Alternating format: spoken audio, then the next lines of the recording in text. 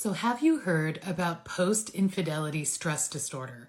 It's sometimes called post-betrayal syndrome. Basically, PISD is very much like PTSD, where the trauma is infidelity rather than a life or death experience. And it's a really big deal because infidelity is a profound trauma. And if you've been through it, you know how debilitating, overwhelming, and incredibly traumatic infidelity is. So it makes sense that you would have PTSD-like symptoms when you've experienced an affair.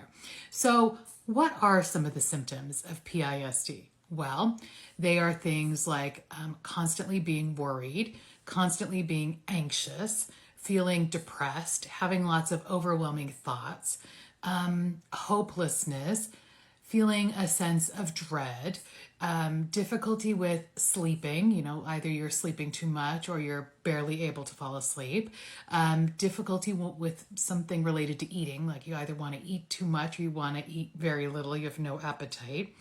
You will startle more easily. You will isolate yourself. You may have lots of rage, and you've heard about affair rage being a common experience. You'll have intrusive thoughts about the affair, pictures related to the affair partner, things like that.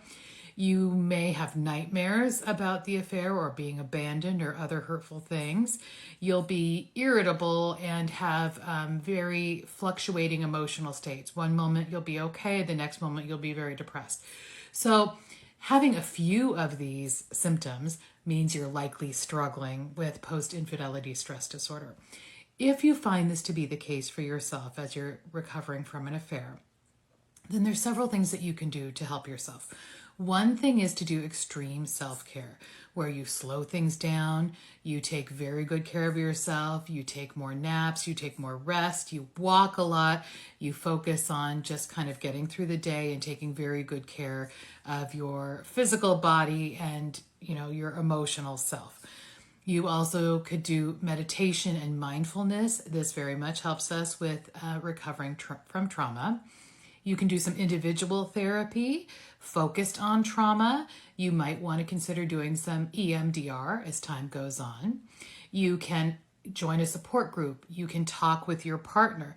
And you can also start reading a great book on trauma, a self-help book. I have several linked in my bio, so if you're interested in that, check that out.